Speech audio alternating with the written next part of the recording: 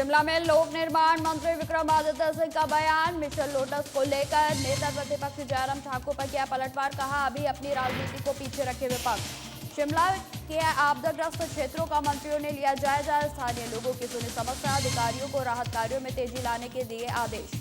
चंबा दौरे पर स्वास्थ्य मंत्री धनीराम शांडिल डलहौजी सिविल अस्पताल का किया निरीक्षण। व्यवस्थाओं को देखकर मंत्री ने जाहिर की खुशी। धर्मशाला में केंद्र सरकार के खिलाफ महिलाओं का प्रदर्शन। मणिपुर हिंसा को लेकर की नारेबाजी। कहा देश की महिलाएं पूरी तरह से असुरक्षित। और शिमला में एबीवीपी ने मनाया 75वां अमृत महोत्सव। महिला पहलवान बबीता फोगाट रही मौजूद।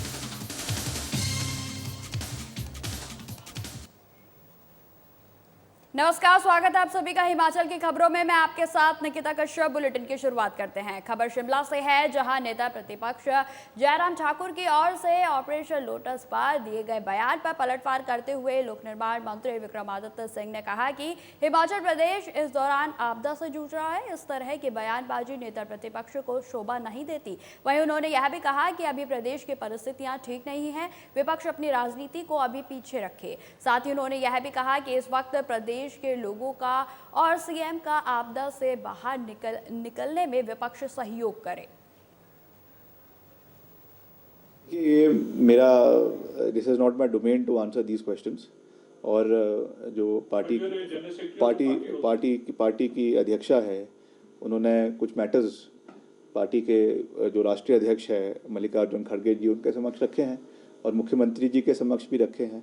और ऐसा नहीं है, हर पार्टी और ऑर्गेनाइजेशन में इस तरीके के मसले आते हैं। In every government it is not something new, but I am sure कि बैठकर हर चीज़ का हल जो है वो निकाला जा सकता है। और बैठेंगे मुख्यमंत्री जी और पार्टी अध्यक्षा बैठकर इन सब चीज़ों का हल निकालेंगे। हिमाचल में आपदा से हुए नुकसान को लेकर लोक निर्माण मंत्री ने कहा कि केंद्रीय परिवहन मंत्री नितिन गडकरी हिमाचल आएंगे और 1 अगस्त को कुल्लू मंडी का दौरा भी करेंगे। वहीं लोक निर्माण मंत्री ने बताया कि दौरे के दौरान केंद्रीय परिवहन मंत्री प्राकृतिक आपदा से सड़कों और नेशनल हाईवे को हुए नुकसान का जायजा लेंगे। साथ ही 31 जुलाई को सीएम सुखविंदर सिंह सुक्खू बैठक करेंगे, जिसमें सीएम प्रदेश में सड़कों और नेशनल हाईवे की स्थिति का फीडबैक लेंगे। हिमाचल प्रदेश के माननीय मुख्यमंत्री जी आदरणीय ठाकुर साहब अच्छा काम कर रहे हैं और लगातार जो है वो निगरानी सड़कों की और सब चीज़ों की करवाई जा रही है। इस मसले को हमारा डिपार्टमेंट जो है लोक निर्माण विभाग, जिसका सबसे ज़्यादा नुकसान हिमाचल प्रदेश के अंदर हुआ है, करीबन 1800 से 2000 करोड़ के अनुमानित नुकसान प्रदेश के अंदर हुआ है, जिसके लिए कुछ ही दिन पहले हमने जो सबसे प्रभावित क्षेत्र है हिमाचल प्रदेश का, कुल्लू और मनाली और मंडी का क्षेत्र, वहां का विस्तृत दौरा किया है। अब खबर शिमला से है, जहां राजस्व, बागवानी और जनजातीय विकास मंत्री जगत सिंह नेगी और शिक्षा मंत्री रोहित ठाकुर, विधायक कुलदीप राठौर नंदलाल के साथ ठियोग कुमार सेन विधानसभा क्षेत्र के माधावानी गांव के प्राकृतिक आपदा से हुए क्षतिग्रस्त सड़कों, बगीचों, मकानों और लैंडस्लाइड का दौरा किया गया। वहीं आपको बता दें कि स्थानीय लोगों की जन समस्याओं को भी सुना गया। वहीं बागवानी मंत्री और शिक्षा मंत्री ने कुमार सेन के साथ खड़ी और रामपुर क्षेत्र के खोली घाट में सहित अन्य आपदा प्रभावित क्षेत्रों का भी दौरा किया और राहत कार्यों का जायजा लिया गया। इस दौरान मंत्री जगत सिंह नेगी ने अधिकारियों को राहत कार्यों में तेजी लाने के आदेश भी दिए।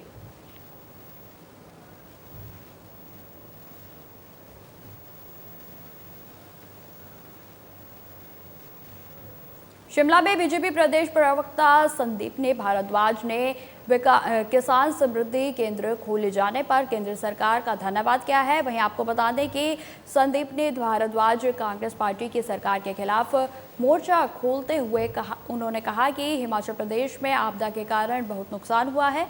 इस संकट की घड़ी में बीजेपी हिमाचल प्रदेश के प्रत्येक नागरिक के साथ खड़ी है। उन्होंने कहा कि मुख्यमंत्री ने सरकार में राजनीतिक नियुक्तियां केवल अपनी दोस्ती को देखते हुए की है। वहीं उन्होंने यह भी कहा कि शिमला में सड़कों की हालत बहुत खराब है, सड़कों पर सरकारी मशीनरी काम नहीं की है और इसी के साथ उन्होंने कई मुद्दों को लेकर चर्चा भी की। आज का जो विषय है वो है प्रधानमंत्री विक्रय केंद्र जो आज पूरे देश में लॉन्च हुए हैं। वो माननीय नरेंद्र मोदी जी की किसानों के प्रति संवेदनशीलता को जाहिर करता है। वो कितने संवेदनशील इस देश के किसानों के लिए हैं वो प्रमाणित करता है। लगभग 1,25,000 केंद्र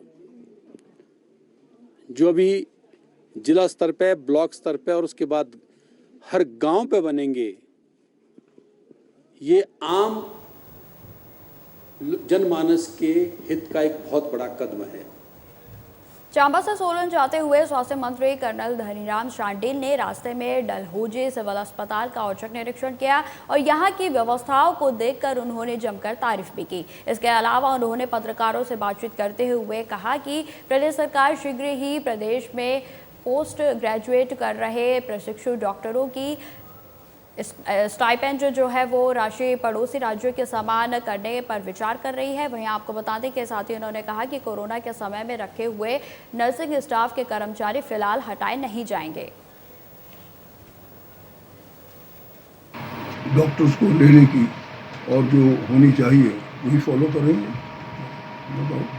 doctor will be taken as per their merit and as per the application will be invited and proper उनका जो क्रम है उसको चले जाए। और सर एक रेगुलर अपॉइंटमेंट डॉक्टर ये ध्यान में आई है बात। ठीक है, आपने हमारी जो पड़ोसी राज्यों से हम काफ़ी कम हैं, हम प्रयास कर रहे हैं कि वो समान आए पर उनके कोई अंतर न रहे। We are trying our best certainly. और डलहौजी हॉस्पिटल में जो स्पेशलिस्ट की जो पोस्ट खाली हैं सर, उनको कब तक भरने का हो जाएगा? हम शीघ्र भरने का प्रयास करेंगे। तो हॉस्पिटली अवॉर्डेड है, इससे तो स्टाफ की कमी नहीं होगी।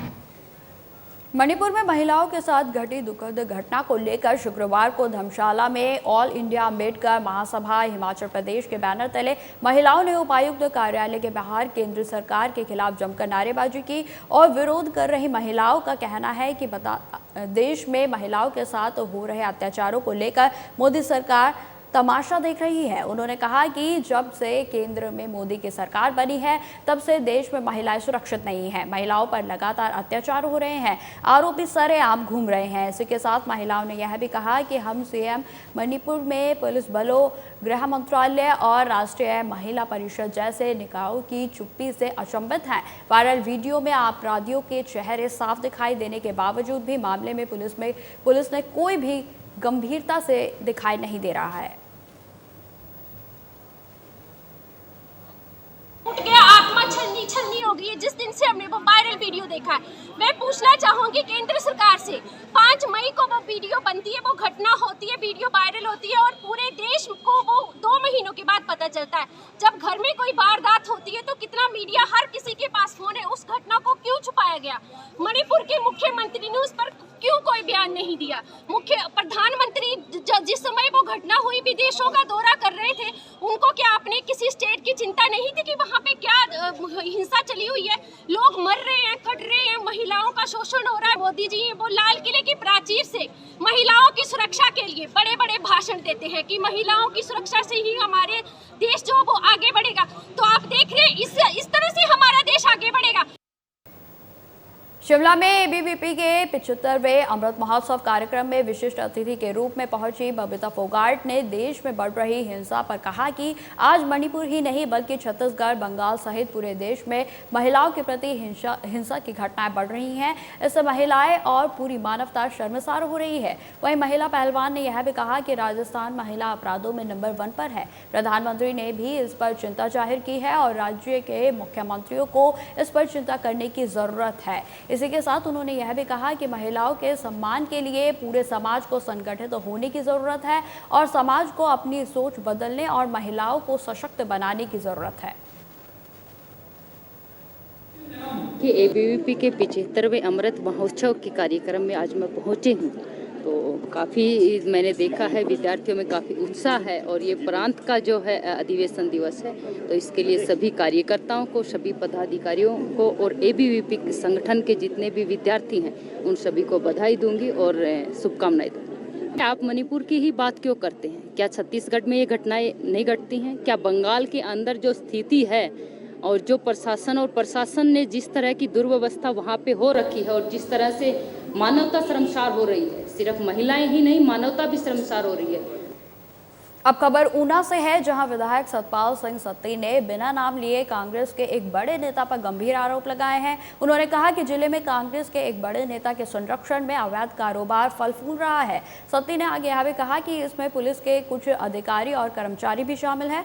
शांत प्रदेश हिमाचल को यूपी, बिहार और मुंबई बनाने की कोशिश लगातार की जा रही है। उन्होंने SIU में तैनात कर्मचारियों पर सीधे तौर पर माफिया का साथ देने का आरोप लगाया है। उन्होंने कहा कि जब से प्रदेश में कांग्रेस सरकार आई है, माफिया कारोबार से जुड़े लोग बेखौफ होकर कोई भी वारदात कर रहे हैं और पुलिस प्रशासन मौन बनकर देख रहा है।